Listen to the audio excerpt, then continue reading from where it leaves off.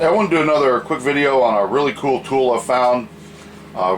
Starting to do a few unusual tools that I come across that aren't really being made anymore, that I think are particularly fascinating, and this is one of them. This is a Arborist combination machete saw. So it's a tool for working on live trees. When I got the saw, I thought it was so unusual.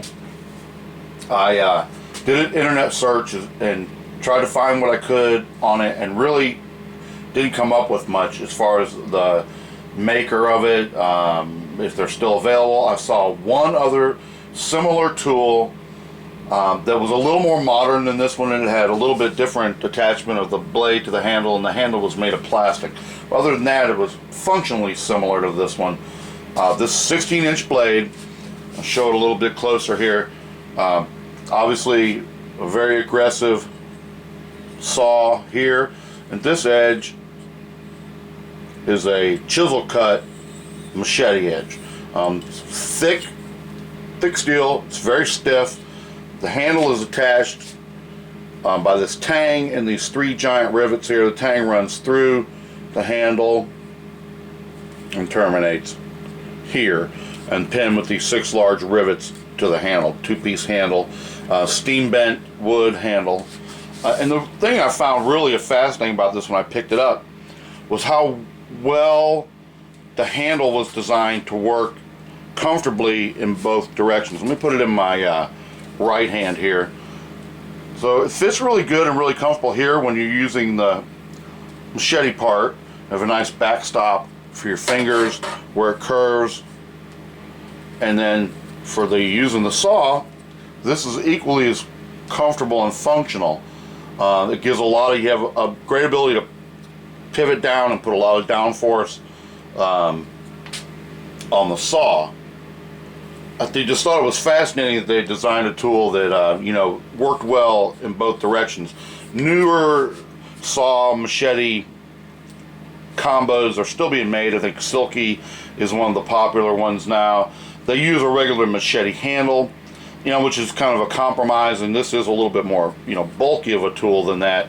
Other than that, this thing is just extremely well made. Nice cross guard here for protecting your fingers.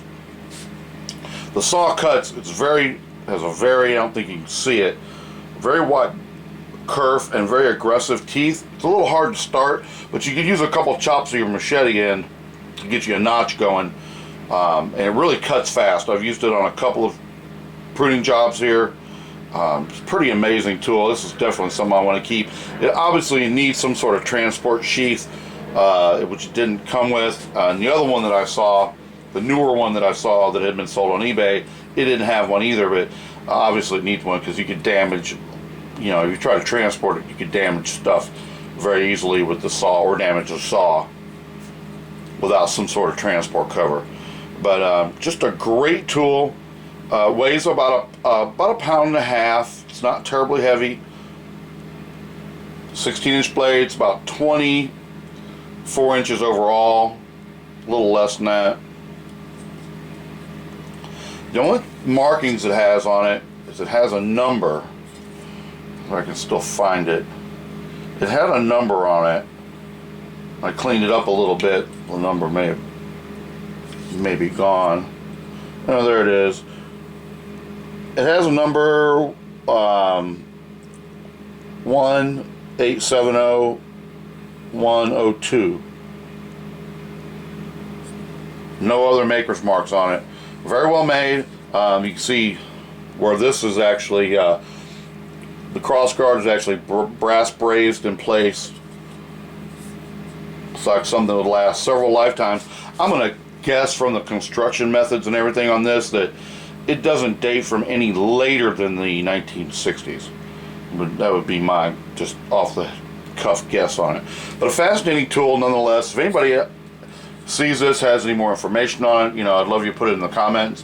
But thanks for watching, and we'll keep an eye out. We'll have some more stuff similar to this to show as I come up on it. See you later. Thanks.